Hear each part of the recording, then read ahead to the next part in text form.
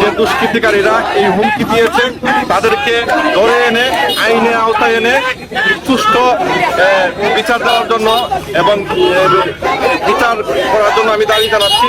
আপনারা হয়তো জানেন যে বাংলাদেশ স্বাধীন হওয়ার পর থেকে কিন্তু এই পর্যন্ত 16 জন রানিং এমপিকে হত্যা করেছে এবং রানিং কিছুদিন আগেও কিন্তু ঝিনাইদহ বর্তমান এমপি আনারকে হত্যা করা হয়েছে।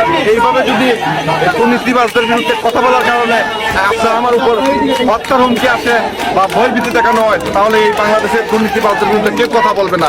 তাই আমাদের সময় হচ্ছে যে মরার পরে কাঁদাচ্ছে বেঁচে থাকা অবস্থায় আমরা যুদ্ধ করব, আমরা এই সব দুষ্কৃতিকারীকে প্রতিহত করব এবং আমাদের প্রাণের নেতা ব্যারিস্টার সুমন ভাইয়ের যত ধরনের সিকিউরিটি প্রয়োজন সেটা আমরা আমাদের পক্ষ থেকে দিব। আজকে প্রতিবাদ সমাবেশ করতেছি আমাদের নয়নমণি আস্থাভাজন সোনারগড় উপজেলা মাধবপুরের একমাত্র আস্থাভাজন আমাদের ব্যারিস্টার সুমন ভাইয়ের উপরে যে ষড়যন্ত্রমূলক আচরণ চলছে উনার প্রতিবাদের জন্য, উনার উপরে যদি একটা আঘাত হয় আমরা সারা বাংলাদেশে আগুন জ্বলবে।